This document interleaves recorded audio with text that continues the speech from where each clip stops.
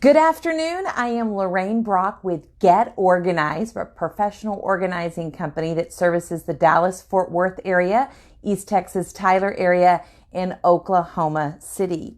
And each week on Tuesdays, I bring you a series or a segment called Tip Tuesday. It's all about getting organized with practical advice. Sometimes there's a little humor in it. Sometimes we're real serious, but it's always about topics about getting you guys organized. So join me today as we continue with organizing kids' school papers. This is part 2 of a 3-part segment. So know that if you missed our first part, go back last week on last Tuesday and look at this. And just know also that all of our past Tip Tuesdays are always uploaded normally within 24 hours to our Get Organized YouTube page, which you can find also on our website as well. A lot of our past clients or people that follow us have said they've even listened to a lot of the YouTube segments on there from our Tip Tuesday while they're working out or waiting in the kids' carpool line. So it's a real convenient way of getting a lot of tips, and you can select the topic of choice that you want or that you need some help on organizing. So don't forget that all of our segments are on our YouTube page for Tip Tuesday, and definitely more items are there as well. So as we continue on with organizing kids' school papers, I want to reflect a little bit of what we talked about last week. We talked about a holding tank, which is where the papers need to go before you make any decisions. Don't leave them on the countertops. Don't leave them in piles of paper. Don't shove them in drawers. Like, you need a holding tank. And I described that pretty lengthy in our first segment. So you'll be able to set one up. And again, it's one holding tank per child. And you will use that holding tank every school year, academic year, and throughout, their high school years as well. So we talked about the holding tank. Secondly, we talked about sorting papers, the different type of categories that you need to sort, and deciding on what you want to keep. We talked about best practices for that. We all think our kids are, do the best artwork ever, but there is ways to pick the very best that's the least amount of time possible. So all my tips on organizing kids' school papers are all about efficient systems that you will keep up with, because reading in a book that a great system or someone telling you may not work for you. So here at Get Organized, we have really tried to come up with systems that are low maintenance, like whether it's a chore system for kids, whether it's allowance system, whether it's organizing kids' school papers. It has to be simple enough that you will keep up with it. So make sure you know that's my heart, that's my goal, is to give you a system that you can see through and continue using. So we talked about sorting papers, deciding on what you're going to keep, the 3 categories that we talked about. So when you begin to sort and you begin to give categories to papers, the 3 categories that are going to follow us throughout all these segments is the following. So you'll want to get paper and pen and make sure you write these down. Now, this system works whether you're an empty nester and your kids' papers from previous years and growing up are still at your home and you'd like to keep some things or decide on what few things to pass them down. It works if you are in the middle of your educational and kids are now in elementary, middle school, high school. Works perfectly. It even works when you have preschoolers, because they doodle, they do hand drawings, they do different and try to color. And you can get these systems set up when they're in preschool and then continue on these systems all the way through high school. It's going to be a great benefit for keeping paper clutter, a lot of it under control in your home. So the 3 systems that, again, we're going to talked about last segment, this segment, and next segment is going to be the following. You need to have a category for everyday school papers. This is not a tip. We're just touching base on last week. So everyday school papers. And those are the papers that, to be honest, are not real sexy. They're just, math papers with great comments. They are journaling that your kid may do. It might be spelling test or report that they did. It's nothing really fancy. And you may say, I don't keep any of those. Okay, then you don't have this category.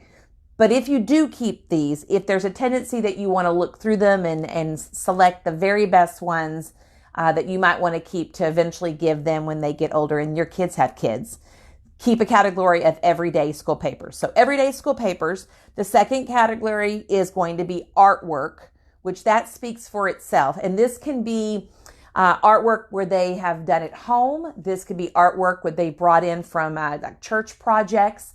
This could be from art class. This could be what they make at home. I mean, artwork is artwork. It doesn't matter where it originally comes from. And the third category is portfolio. And portfolio is defined by it's really the best of the best. It's not everyday school papers and it's not artwork. It's more things like cognitive tests that you would take through the school system, achievements, awards, accomplishments. It could be also maybe a special program that they did a solo in or did something in a choir or band that they had a program for that event and they were listed in it and doing a solo. So these are the papers that we call portfolio. Because this is a 3-part segment and I want to obviously give this information to you in a time frame that you can consume it, is we're not going to get into depth about portfolio today. Just know that's the third category, and we'll talk about that next week on part 3 of our topic, Organizing Kids School Papers. So today we're specifically going to follow through and give great details on the everyday school paper and on the artwork. Those are the areas that we're going to concentrate on today. So where I left you off last week is that you're sitting in your living room during the summer months and you've sorted your paper, one kid's paper. If you have 3 kids, you do this one at a time. You sort them into 3 different categories: everyday, artwork, and portfolio. So we're going to talk about everyday and portfolio today. So that's where I left you guys off last week. And so we have, how many tips do we have? We have 5 tips today, all dealing with everyday school papers and artwork. So buckle up and here we go. Tip number 1 is everyday school papers you need to keep. Once you've sorted them and you decide on what you want to keep, you're going to keep them in about a 10 by 13 gold tone. It could be a white envelope. It's those envelopes that you mail things in, that you lick it or there's brads at the top. And that is going to be your threshold. Like you can only fit so much in that envelope. And for those people I'm speaking to that tend to keep a lot of their kids' school papers, this is going to give you a threshold. It's not artwork and it's not portfolio. It's just everyday kids' school papers. You're going to get that envelope. You're going to have 1 envelope per child per year. And so if I have a stack here of my everyday school papers from one of my children, I'm going to have that gold tone envelope. I'm going to write on the gold tone envelope, like Bobby Jane, first grade, 2019, 2020. I'm going to stuff the papers inside the envelope, and then that goes into a tote, preferably depending on the layout of your home. I tend to say if you have an attic, keep a tote up in your attic where all these envelopes are for every school year. So you'll have 1 envelope per child per year of their everyday schoolwork. If you can get it in an attic in a tote, great. If not, a garage tote would be great, or some other tote. Like if you have an apartment and you need to keep something up high, you can keep all your kids' envelopes together, because obviously they're labeled and you're going to know which kid they're for, what grade level it's for, and what year it's for. But this is completely organized just by the type of papers it is. And the goal is ultimately to give these papers back to your children to see if they even want them. Now, so be picky. I mean, how much papers do you really want from your parents when you went to school? Probably not a whole lot. But one of the things I've really found about everyday school papers, and I mentioned a little bit of this on last segment on part 1, I got to see and peek inside my child's heart when they were even in high school about the things they were writing, because they got in the habit of saving their papers and not throwing them away at school. So they would bring them home and put them in their holding tanks. And then when I went through them during the summer, I got to read things and see things that maybe I wouldn't have normally seen and get a peek into their minds and hearts. And I have found it so valuable. I may get like, I don't know, 5 to 10 nuggets a year from the everyday school papers that's worth really saving. And my kids don't even really know that I have all this yet, but they will. And I think it's a great, great thing for when their children are thinking things and going through things. I can pull this and sort of make it a memory for them. So on tip number 1 is to keep a gold tone or white envelope size 10 by 13. And that's where you're going to put in the everyday school papers for that particular year, and then go put it in the tote that's going to last you your kids' complete education, and put all the envelopes in there. I just normally stack them this way. I have one. My youngest has been out of high school for about 4 years, I think, 3 or 4 years. And up in my attic is all of his brothers and all of his other brothers up there for one day, which I will hand over to them. Okay, so tip number 2. I told you everyday school papers is not complicated. It's rather easy. Like I said, they're just not real awesome papers, and you want to keep a lot of them. But again, that envelope gives you a threshold, and you got to stop at that threshold. So tip number 2, we're going to dive in to artwork, which is really going to be the bulk of our tips today, because I can tell you artwork you can use for decorations. You can put on things that you make as gifts. You obviously could use them around the house for particular types of things. It's just something that I think can be cute, beautiful, have great memories, and be more useful than the everyday kids' school papers. So let me show you a couple things. The first tip number 2 is going to be using some type of an accordion. Now, I know this is going to appear backwards in the video, but this is actually a kids accordion system. It is, if I open it up here, you can see it has all different sections, and really completely enough sections for all their elementary school classes. I would purchase one of these if you're going to get one.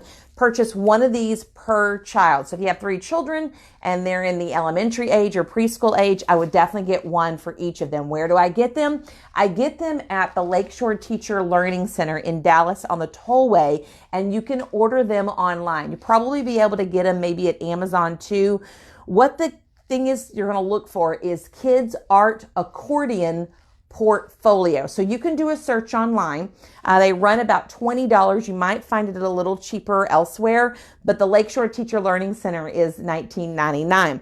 What I like about it, which I've never used on this particular thing, is there's a window here that you can put your kid's picture on if you want.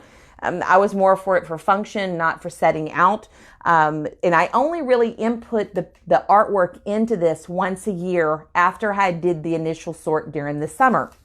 Then here, you can actually label like 1st grade, 2nd grade, 3rd grade, so forth.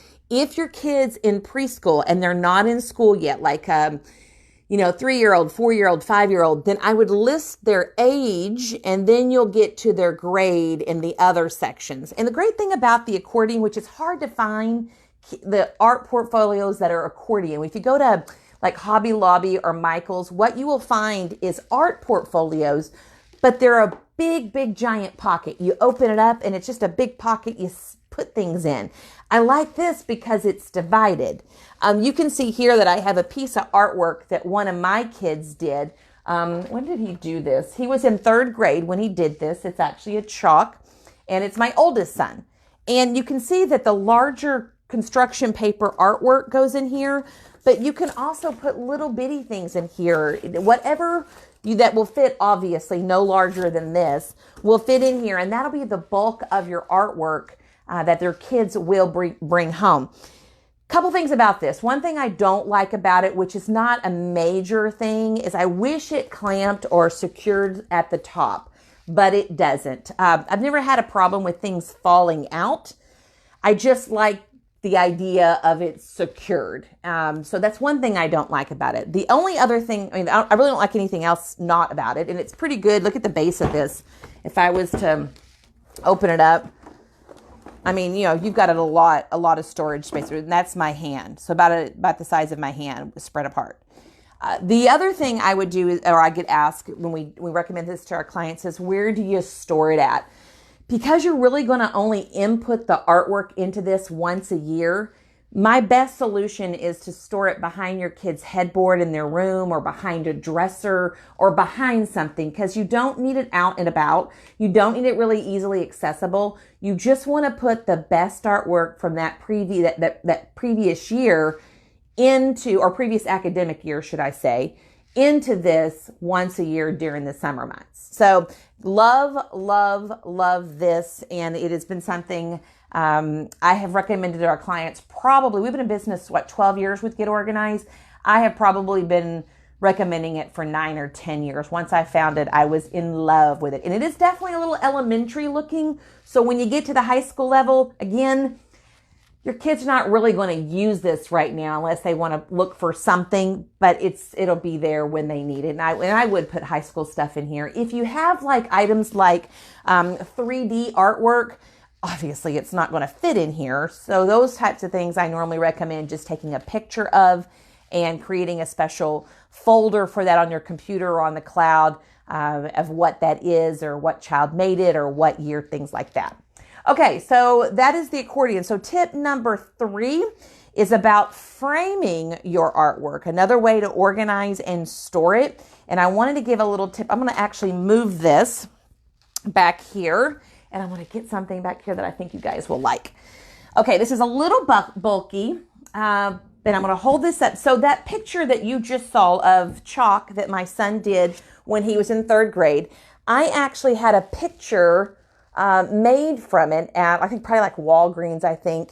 And it is like 11 by 14. Loved the actual picture he made in 3rd grade. And I thought this would be great for some kind of, display in my home. Well, I thought, what's a creative way? So we found this. This is called concealedcabinets.com. If you are remodeling your home or bathroom, you actually don't even have to be a remodel, but it does require you to cut a hole in the wall. So back here, you will see that it's just, sort of, I can't remember, it's not plywood, but like particle board. And this part recesses into the wall. So really what goes flush against the wall is just this part. And look at what it does. So you can change out the artwork in this at any time you want. If I open this up, it's a recessed cabinet that also comes with shelves, which I love. It could be a medicine cabinet. But also, if you look really close right here, these tools right here are these little brackets. They just move, and you can take the artwork that's inside the frame right now behind here and switch it out if you want to. Now, I would never recommend putting an original in here, especially if it's going to be in a humidity area like a bathroom or a laundry room. I would get a copy of the artwork that you wanted to make. But at any other part of the house, I think it's fine. But I love this. It's useful. It's practical. And I love it. The frame does come in different colors and different colors of wood. It's not too heavy, but it's actually built pretty darn sturdy. It's called concealedcabinets.com, and I think it's a great idea for displaying artwork and still getting a functional, organized tool that you can put and use in your home. So look at there. And it may, I actually didn't look, but this may come in different sizes too, depending on what size you want. But look at that. I actually didn't pay attention to that. I just got this size because I liked it, or just clicked on one. All right. So tip number 4, giving you another idea that you can do with your kids' artwork. This particular piece right here was done by my youngest, who is now 22. I don't know the year on this one. I actually keep this one in my kitchen. And you're like, it's just a bunch of little things, but he said, he decorated them and glued them on here, and so it's like a fall. So what I would recommend when you're going through your kids' artwork is maybe taking the larger pieces like a construction paper, or you can take two pieces of artwork and laminate them together and make placemats. Now, I know this sounds crazy, but if you make placemats, especially when they're young, and set them out at special occasions or every once in a while, don't make it a habit, make it more like a family meal, a special occasion. It doesn't have to be someone's birthday, but just more of a time that you recognize what the kids have done. And you can make placemats out of these just by laminating them. Of course, I keep this in my kitchen. These will be used with my grandkids. I will bring these out sometimes if I'm, doing something with my older kids and saying, hey, look what you made when you were so-and-so age. Or, it gets great conversation going on around the table. And at the same time, it's using their artwork, and especially younger kids love to see that you value what they're doing. So pick the ones you want to do. Places like Mardell's or teacher supply stores will do a lot of laminating and do it rather inexpensive. So look at those types of places. But again, great things to do with your artwork, laminating them and turning into placemats for the kids. All right, so that was tip number 4. Last tip number 5. There is 2 apps I want to mention that I have really come across. One of these, my sister-in-law got me on the bandwagon, and she says, I love this, I want to show you. It's really good for gifts. And I told you, photo artwork can be used for so many different things. And a common thing that it's used for is for giving as gifts. So one of the websites I want to tell you about is called chatbooks.com. You can make a very quick photo album, in probably less than 3 minutes based on their software, right from your phone using your Facebook or Instagram or Twitter type pictures on there. You can do something for about $5 at the minimum for their book. And it is great. I mean, my sister-in-law loves it. I've watched their YouTube videos. They're hilarious. So look up chatbooks.com and look at their YouTube videos. The people who ever put their advertising together, I love that style of advertising. It's funny, it's practical, it's real, and I think you will get a chuckle out of it. But it really explains how quick and easy this is. You don't have to upload a lot of pictures. You don't have to go search for pictures. You don't have to worry about, trying to get them centered. I mean, their software is so easy. So think about it. They say 30 seconds to 3 minutes for, it can take as little as that, but there's so many places that it can pull the pictures from that you don't have to even upload anything from your computer or hard drive or something like that. It's already, they take them from other sources. So chatbooks.com. The other app, which we have recommended a lot at Get Organized, especially for clients that have a lot of kids' school papers and want to do something with, is called artkives.com. ARTKIVES.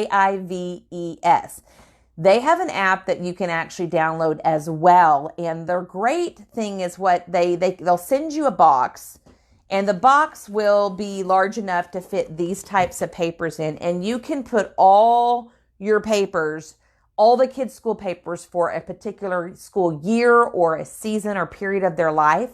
And what will happen is you mail off that box, they will scan and organize it and create a book for you and mail it back to you. So another way that if you have physical artwork that you actually want to do and you haven't taken pictures of it and you haven't done anything, you don't want to do it, then you can go ahead and actually just use their box. You can take pictures with their app, and you can create a book that your kids can look through as well. It's a great way to store. Now, on the chat books, they are smaller, so they don't take up a whole lot of room. And that's one of the things you'll see on their advertising.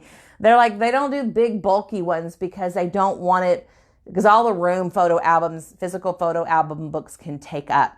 But with Art Archives, you can get the actual physical artwork and send it to them. The chat books would be more for if you already have pictures of the artwork, or even snapshots that you would just take of everyday life and birthday parties and weddings. Same thing. And then you would upload from there. So there's two different, they do a little bit of two different things, but very similar. So check them out, and that will help you get your kids' artwork preserved and organized. So hope you enjoy those two apps. Let us know if you end up trying any of them by leaving a message down below, because I'd really love to know what you thought of their services. And always look on Groupon or Living Social and see if there's a coupon there. You never know. Sometimes, especially during the first of the year or back to school time, companies will advertise a lot of this type stuff on Groupon Living Social, and you can get an extra discount. Okay, so let's move on to our winner from last week. I'm not sure how to pronounce the last name, but I'm going to give it a shot. Christine Kosla, Kosla. She was the one that left the comment that we selected last week down below from last week's Tip Tuesday. And she is going to get mailed to her what we are giving away. It is a notebook set with a to-do list inside. It has a little calendar to-do list that you can use on the inside. And then it also has some blank pages to write. It has places to put things on the side. It's soft and it goes in your purse. So she's going to get this mailed to her. Congratulations. And we will be messaging you soon so you can, we can get your address and mail it to you. So congratulations, Christine. Our giveaway this week is going to be something very timely and useful for those that probably have middle schoolers on up. But we're going to be giving away a locker shelf. Who can't use a locker shelf? I'm like, even if you don't even have a locker, you probably could use this someplace in a cabinet to get a little bit more storage. So locker shelf, we're going to be giving this away. And how do you win it? Leave a comment down below about one of the tips that you like best that maybe you're going to implement in organizing your kids' school papers. So very simple, leave a comment down below. And any comment on our Facebook page underneath this episode, you'll automatically be entered to win the locker shelf, and then we'll announce you next week on Tip Tuesday and get it out to you. All right, on to next, Tip Tuesday's tool of the week. Love this part. Always have, because I get to be real creative with things that I have found, and this is no exception for today. Today's Tip Tuesday tool is going to be something I found at Walmart. Walmart has a crafts section, which all of you guys probably know, but have you ever really looked at their crafts section for organizing products? You know, I thought one day, let me go back there and just look and see what they have in organizing. And I was actually pleasantly surprised about the products that they had. Now, granted, they were geared a little bit more towards crafts and storage of them, but there was definitely things that I could repurpose and do something differently with and have a great organizing product to fit an organizing solution for something. So this is what I found, and I got these. These are just clear zipper bags. And if you notice, there's a purple and a black. I want to say, don't hold me to it, I want to say these were like $3.88 a package. And inside of here is two more bags. It's plastic, so they sort of stick out in the heat. Two more bags that you can use. Now, what would you use these for? I don't rightly have a decision on that right now, but a few things come to mind. It might be documents or things I need to keep in my glove compartment or my car. So definitely car organization would be an option for these things. Maybe something in my makeup drawer, or for sure when I'm traveling, maybe something like that. They're see-through, which I like that. Now, the smaller of the two would be great inside of purses. If you need to have something, gum, mints, things that you can identify really quickly, grab that bag out of your purse and use it. So that would mean separating the set, but if that's okay with you, I'm totally fine with that based on function. You could put manuals in some of these that have parts with them as well if you wanted to. I'm just thinking out loud what I might do, but I thought the price point was great. I thought that the quality of them was great too. And the function of potentially what you might use them for was excellent. It could be put in RVs, camping things, anything that you want to keep from, rolling around, coming out, something all together, as well as keeping it clean and dust free. So love this. It says do not wash. So you're going to have to hand wipe these if they get dirty. Keep it in. It could be good for picnic stuff. You could put silverware in it. I don't know. I just fell in love with them. So Walmart, for our Tip Tuesday tool of the week, these plastic zipper bags, and they're a thick plastic as well. Okay, so next week on Tip Tuesday, we are going to be talking about kids' school papers again. It will be our third segment of a three-part segment. We are third part, so we're going to finish up next week, and we're going to really focus on the portfolio side of it. Where do you keep those award certificates? What's the benefit for keeping them? Where do you store them at? So tune in next Tip Tuesday. I'm not sure who it was, but I think we did an ad on Facebook about a week ago. And on this ad, we had mentioned that we were going to be doing an organization talk on kids' school papers. And almost immediately, someone responded and said, I had seen Lorraine 5-6 years ago, something like that. And I took this system of all the kids' school papers, including the portfolio that I'm going to talk about next week. She says, I just want to let you know, it works. We've already been using it. It's a great system. And she just wanted to give us a shout out to say that she was still using it and that it really works. So please tune in next week. This will save money, save time, and get opportunities before your child as they get into high school and going into college that they may not have if they don't have this portfolio. So I'm just telling you, it's that important. Okay, so I want to highlight something with our Get Organized. Every week, I like to bring attention to something, maybe a service or something that we're doing here at Get Organized. Obviously, we organize homes. We pack homes. We unpack homes. We do a plethora of different things. I wanted to highlight our Christmas decorating services. And I know it's early. It's absolutely early. Christmas. We're in August. It's just back to school. I don't want to freak you out, but time passes quickly. And because we do Christmas decorating services, it's really important if you want particular dates that you get on our calendar like now. And that way you can get what day you want us to put everything up, and what day, if you want to schedule takedown, what day you want us to come back, because those prime dates nearly everybody wants. So what can we do? We can decorate trees. We can light trees if they're fresh trees and your husband just says, nope, I'm not doing it. I've done my time. I'm going to have somebody else do it. We can pre-light a tree for you. It will be professionally done for a fresh tree. We can go in there and create bows and banisters and garland, and we can do shopping for you. We can do table arrangements. We obviously decorate the Christmas tree. We write packages underneath the tree so you have something to look for and to look at until presents get underneath their kids' trees. Mantles. Front door porch, the porch of the front door, or even one of the years we did a huge back patio, an outdoor living area, and it was gorgeous.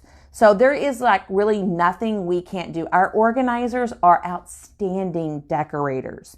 And we do have an interior designer or two on staff, but they're a large majority. I'd say probably 70% of our organizers do decorating, and they do it they have an eye for it. They can even do the shopping. They'll figure out your theme that you like and the style. We can reuse what you already have, or add to it, or completely give you a fresh, spruced up look. It is completely up to you guys. So I just wanted to highlight our Christmas services because that time is coming where you may not be thinking about it, but some people are, and they're getting the dates that they want. So you will definitely want to get that. And I believe our Christmas services are priced a little cheaper than our organizing services, so take advantage of that. Okay, so on to, lastly again, I want to remind you of the giveaway, the locker shelf. We're going to be giving this away. And how do you win it? Leave a comment down below to win it. So let me just make sure I'm clear. We are not giving away this. I might have just said we're giving away this. This is our Tip Tuesday tool of the week. Maybe in the future we'll give away this, but this is not what we're giving away. This is what we're giving away, which is our locker shelf. I got myself a little confused. An organizer can get a little confused. So locker shelf, leave a comment down below of which of our 5 tips that you like or one that you would enjoy trying out. And just by leaving a comment down below, you'll be entered to win the locker shelf. And you can use it anywhere in your home or give it to your grandkids or give it to your kids to use. Well, I am excited to finish up this series next week because I really guarantee you're going to love what we're talking about next week on Tip Tuesday of your kids' portfolios, how you create them, why do you use them, how can it benefit you or them in the future. And there's so much good stuff to talk about. So look forward to hearing from you guys from the comments down below. And join me here each week on Tip Tuesday on Facebook Live, where we just have fun talking about organized stuff. I'm Lorraine Brock with Get Organized, and I'll see you next week on Tip Tuesday. Have a great evening.